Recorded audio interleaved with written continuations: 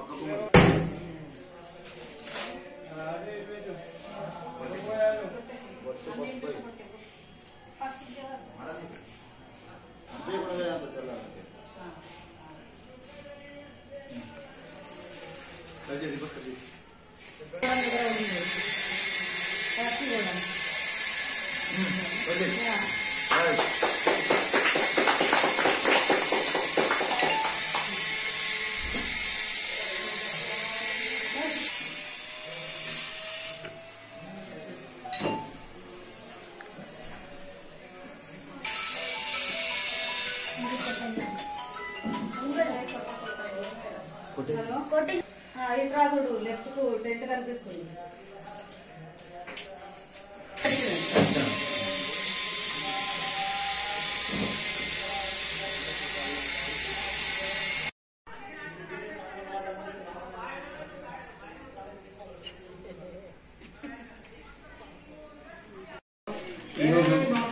Human rights help association office ను కామారెడ్డిలో ప్రారంభించడం జరిగింది. లలిత మేడం ఆధ్వర్యంలో ఈ కార్యక్రమం జరిగింది.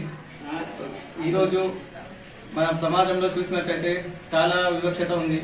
So human rights help association ద్వారా ప్రతి ఒక్క మనిషికి వాళ్ళకు తగిన న్యాయం జరిగేలా చూడడానికి ఈ ఆఫీస్ ఓపెన్ చేయడం జరిగింది. ప్రతి ఒక్కళ్ళు వచ్చి వాళ్ళకున్న ప్రాబ్లమ్స్ ను ఈ ఆఫీస్ వినియోగించుకొని ఇక్కడ జరుగుతున్న కార్యక్రమాలను వినియోగించుకొని వాళ్ళకు న్యాయం జరిగేలా చూసుకోవాలని కోరుతున్నాను.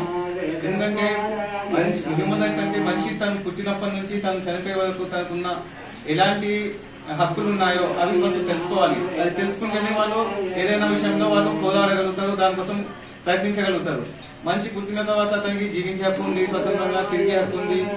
ఇండియాలో మొత్తం ఎక్కడైనా తిరగచ్చు, ఎక్కడైనా చదువుకోవచ్చు, ఏదైనా స్వేచ్ఛగా తన మాటను బహిరంగ పెట్టచ్చు, ఎక్కడైనా ఆస్తిని కొనొచ్చు, తను మ్యారేజ్ చేసుకోవడానికి ప్రతి ఒక్క హక్కులు ఉన్నాయి.